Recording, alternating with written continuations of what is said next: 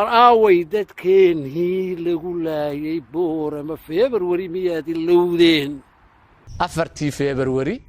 كن إيا سقال بقولي كوبي سقاشنكي حسوقي كدعي دقمة بورم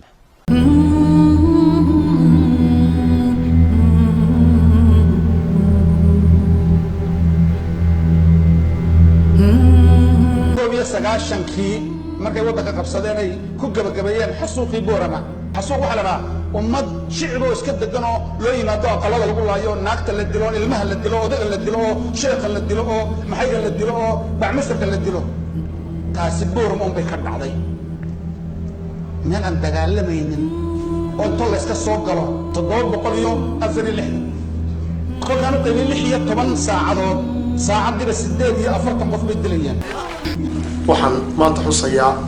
4 bishii February dadkii tirada badnaa ee ku dhintay 19 runtii boorama iyo dila oo aad tiro badnaa oo runtii tiradaan tiro la koobi karaya ahayd ayaan maanta go'aansaday inaan xuso way dadku bilaabaan taariikh bay leeyihiin cid walba taariikh bay leeyihiin cid walba taariikhdeeda xustaan cid walba cid digtay xustaan cid walba dib ugu noqota waxaan sheegayaa in cid dadka aan la mid nahay in la xuso ee dhacay waa in dib loogu noqdo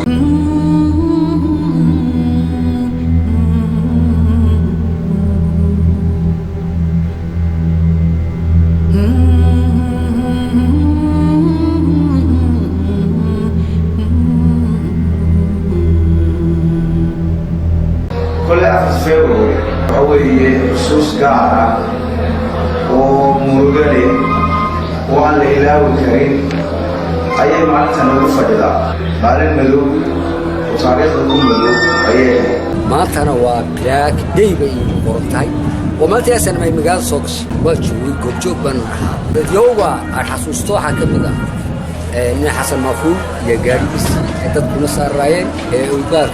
بيجي شركها maalintan dadka boorama ku dhintay ee sanamtu kuleysay magaalada boorama haddaba maanta waa maalinta taariikhda reer awdal ugu xun ee liiska madow jirta maahana maalin la iloobi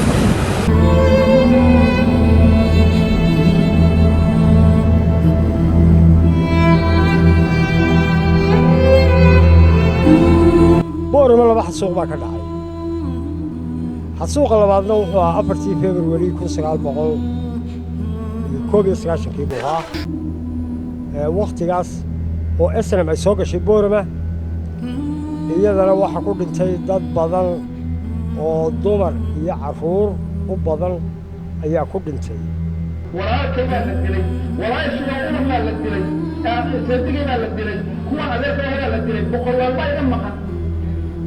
إذا كان يسوي رسول ولكن الرادية أو هذا فقامة ممنوع لنا maalinta madoobeed 4 February 1991 waxay ahayd maalin xasuuqi ka dhacay galbeedku wuxuu ahaa xasuuqii ugu weynaa galab kali haatay intaas oo kuna qof oo heliyay hooyo iyo walaalbayn ku weynay